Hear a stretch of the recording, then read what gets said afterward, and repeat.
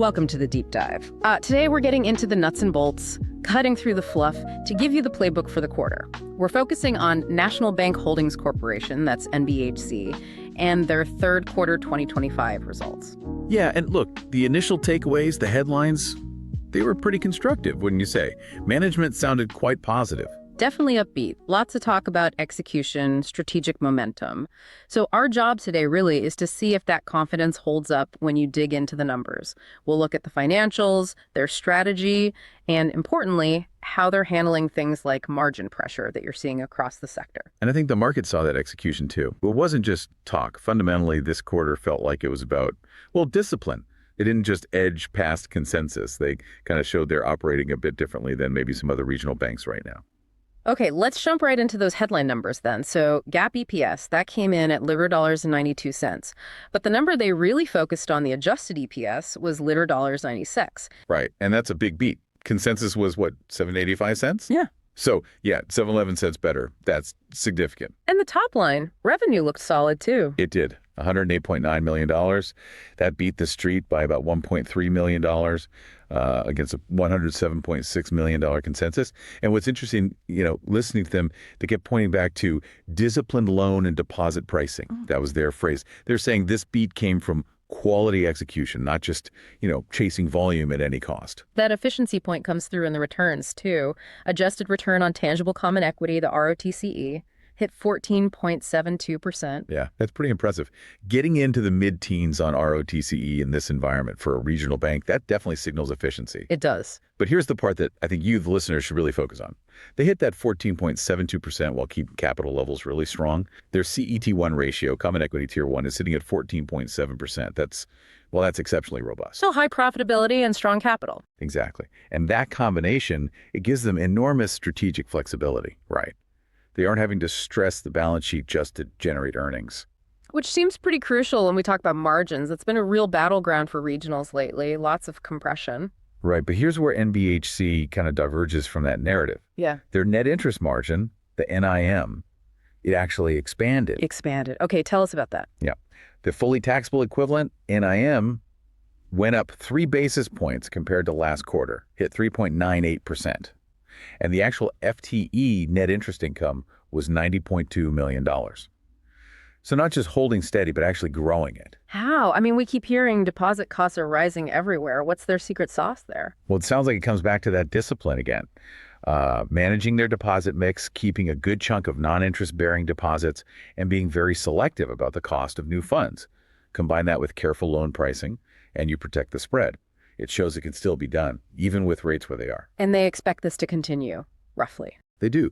The guidance suggested NIM should stay in that mid 3.9% range for the rest of 2025.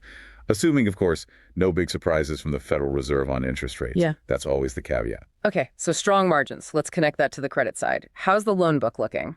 Remarkably clean, actually. Credit quality seems very benign. Non-performing loans, NPLs, they dropped by 20% this quarter. They're down to just $27 million total. That translates to an NPL ratio of only 36 basis points, very low. 36 basis points is tiny, but you mentioned operational strength earlier. Yes, and here's where it really shows up. They didn't just have low NPLs, they actually had net recoveries in the quarter, 5 basis points annualized, which meant they didn't need to add to their loan loss reserves. In fact, they released $1.5 million from provisions. A provision release. So basically they decided they'd set aside too much before or got money back. Exactly. It means either prior potential losses didn't happen or they successfully recovered funds they thought were at risk. Doing that now in Q3 2025, with all the economic uncertainty still swirling, it signals either extreme conservatism in the past or really effective workout efforts. Either way, it points to a very healthy loan book. Okay, healthy book, strong margins. Let's pivot to loan growth itself, which seemed a bit mixed. Yeah, that's fair. They did generate $421 million in new loan fundings, which isn't bad. Year to date, that's over $1 billion. And commercial and industrial, C&I, looks strong, grew at an 8.7% annualized rate. But overall balances were flat. Flat. The big issue was paydowns. Continued heavy payoffs, basically canceling out the new originations. They mentioned specific activity in certain CRA categories, Community Reinvestment Act loans, where properties got stabilized and then refinanced into permanent structures, moving off NBHC's books. Ah, and that brings in the competition element. It does. Management was pretty direct about this. They pointed to intense competition on price and terms, especially from private credit firms. Particularly in commercial real estate. Especially CRE, yeah. They said this competition is actively pulling away some of those high-quality, stabilized borrowers with aggressive offers. So NBHC faced a choice: lower their standards or lose some loans. And they chose discipline. They let some loans walk away to protect their pricing and margins. Result? Flat balances, but expanding NI, which, reinforces the idea that scale might be increasingly important to navigate these pressures. And that leads us straight to the Vista bank shares deal. Right, the big strategic move, the all-stock acquisition of Vista, valued around $365 million when announced. Scheduled to close Q1 2026. And the goal here is scale and geography. Primarily, yes. It's about getting much deeper into Texas, specifically Dallas, Fort Worth, and Austin, two really high-growth markets. Post-deal, their pro forma assets jump up to around $12.4 billion. So a significant size increase. But it's not just about getting bigger, is it? What are the synergy plays? It's the speed and the type of synergy they're targeting. They aren't waiting for the legal close in Q1. Management said they're already working now to bring NBH's existing treasury management, trust services, and that specialized Wyoming wealth management platform over to Vista's clients. So cross-selling before the ink is dry. Pretty much. Trying to embed those higher value services immediately to capture revenue synergies much faster than you might normally see in a bank deal. It's an aggressive integration plan. Okay, let's switch to the operational side. They launched this new platform, 2UniFi. What's the deal with that? Yeah, 2UniFi. It's their big tech investment aimed at modernizing banking for small businesses. Think of it as trying to create a more integrated system for those clients, bringing lending, deposits, payments, treasury services, all into one sort of seamless digital experience. Trying to make banking easier and stickier for small businesses. That's the goal. Reduce friction for the client, which hopefully reduces churn for the bank. And we saw the cost of that hitting the expense line this quarter. Non-interest expense was $67.2 million. Right. And that included $1.7 million in acquisition costs related to Vista, but also $6.2 million tied directly to 2UniFi. That 2UniFi piece is mostly amortization of the development costs, now that the platform is live. And those costs are going up near term. Looks like it. The guidance for Q4 core non-interest expense, excluding acquisition costs, is $64 to $66 million.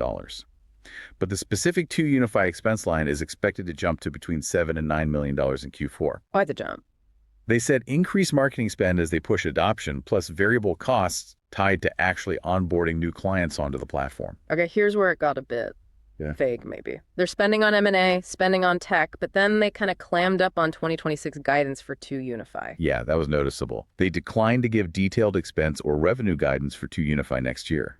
Is that a red flag or just strategic caution? I think it's highly strategic. Yeah. They specifically mentioned very important partnership discussions underway. Their phrasing suggested these talks could significantly change the platform's future, its economics. So 2UniFi might not just be for their own customers. That's the strong implication. They were deliberately cagey, which suggests this could be about licensing the tech, a joint venture, something bigger than just an internal tool. The fact they can't talk about it suggests a potentially material deal is in negotiation right now. Which definitely complicates their promise to keep overall expenses relatively flat in 2026 post-acquisition. It really does. You've got Vista integration costs, maybe more M&A they're hinting at, and this 2UniFi ramp-up with potentially transformative but currently unknown economics. Promising flat core expenses against that backdrop feels ambitious. It seems like they're banking heavily on those partnership discussions, resolving favorably and soon. Okay, let's talk capital return and shareholder value. That strong CET1 ratio gives them firepower. Did they use it? They did. They bought back 240,000 shares in the quarter for about $8.9 million. And they still have roughly $35 to $36 million left on their current buyback authorization. And that's showing up in book value growth. Yep.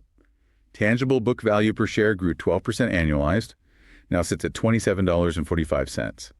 So they're returning capital while also building intrinsic value. And the M&A talk didn't stop with Vista, did it? Not at all. Management sounded very active, fielding interest, specifically looking for more scale in Texas or significant step-ups elsewhere. Vista feels like step one, not the end game. Okay, before the trade idea, any other risks they highlighted? A couple of quick ones. They made sure to say their exposure to NDFI lending, non-depository financial institutions, a regulatory hotspot is very low, well under 1%. But they did flag commodity row crops as an area with some vulnerability to watch. And they specifically called out the transportation sector again, saying it continues to face, their words, tragic headwinds. So they're signaling where their risk focus lies. Good context. All right, let's move to our final segment. This is not financial advice, where we take the call's themes and spin up a slightly edgy but plausible trade idea for you to consider. Okay, so the idea builds directly off that aggressive management posture and their, frankly, huge capital cushion. We've got the 14.7% in CET1, we've got strong TBV growth momentum, and they're clearly signaling more M&A is on their minds. They didn't really hide that. So the aggression is the key. How do you trade that? The pitch is basically a leverage bet on that aggression continuing. Think something like a long-dated call spread. You're betting that within, say, the next 12 months, NBHC announces another M&A deal. And not just any deal, but one that's highly accretive and significantly larger than Vista. Wow, okay, back-to-back large deals. Yes, and here's the twist. The thesis is they'll use that remaining $36 million buyback authorization strategically. They use it as like political cover, announce the big deal, and simultaneously announce they're using the rest of the buyback to immediately soak up some of the new shares issued, offsetting dilution concerns and smoothing it over with shareholders. That's clever. So the capital strength enables the big move, and the leftover buyback acts as the PR tool to manage the announcement. Exactly. The idea is they use their current strength to rapidly consolidate more scale, probably in Texas, triggering a stock re-rating based on that bigger footprint, and maybe faster cost synergy potential from doing two deals close together. The buyback just greases the wheels for shareholder acceptance. Interesting angle. Okay, so wrapping up this whole deep dive. Yeah. Strong quarter for NBHC, beat on earnings and revenue, expanding NM, which is rare right now, clean credit with that provision release. And the story forward is clearly about Texas expansion via Vista, maybe more M&A, and figuring out what these mysterious two unified partnerships actually are. Right. And my final thought for you, the listener, to chew on. Management talked about that competitive pressure from private credit driving loan payoffs. If that pressure doesn't ease up, what does that really mean for loan growth across the whole regional banking sector? And how sustainable is NBHC's pledge to keep core expenses flat in 26 if they have to fight harder or spend more just to hold on to or win relationships in that environment? That's the tension, isn't it? Fighting for growth versus controlling costs. Lots to watch there. Okay, that wraps up our deep dive into the NBHC earnings call. Thanks for joining us. We'll catch you on the next one.